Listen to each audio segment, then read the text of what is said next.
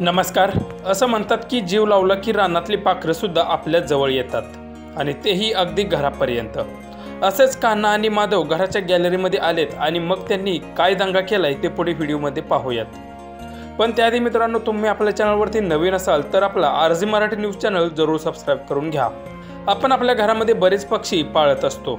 असे करून आपण त्यांचे आयुष्य हिरावून घेतो, त्यांच्या दुनियेपासून आपण त्यांना वेगळं करतो. असं न करता आपल्या गॅलरीमध्ये पक्ष्यांसाठी पाणी आणि त्यांना खायला ठेवावं किंवा त्यांना बसण्यासाठी वेगवेगळी ग्रिल तयार करून घ्यावीत. मग पक्ष्यांना न बोलवता ते स्वतःहून अगदी रोजच्या रोज येत जातील आणि रोजच्या भेटीतून पक्ष्यांचं आणि तुमचं एक वेगळंच नातं तयार होईल. असंच नातं हितेही तयार झालं आहे. तो माधव आणि कान्हा यांच्याशी कशा प्रकारे संवाद साधला जातो ते पुढे तुम्ही पहा. किती मस्त, किती मस्त. कान्हा आणि माधव एका फ्रेम मध्ये. किती छान दिसतायत तुम्ही दोघं. किती गोड दिसतायत. माधव तिथे बस शांतपणे, लगेच उतरू नको कस खाली. कान्हा आलाय म्हणून लगेच खाली उतरायचं नाही. हो ना कान्हा?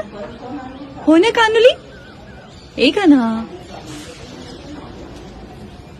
कान्हा. माधव माधव माधव, कसला डांबरेट आहे रे तू. बस ना वरती. खाली कशाला येतोयस रे? खाली कशाला उतरतोयस तू? आता आता आता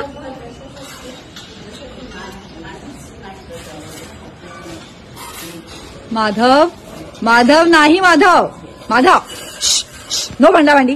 माधव उठ उठ, तू इकडे उठ पटकन. चला कोणीतरी बाजूला. माधव किती डांबरेट आहेस रे तू.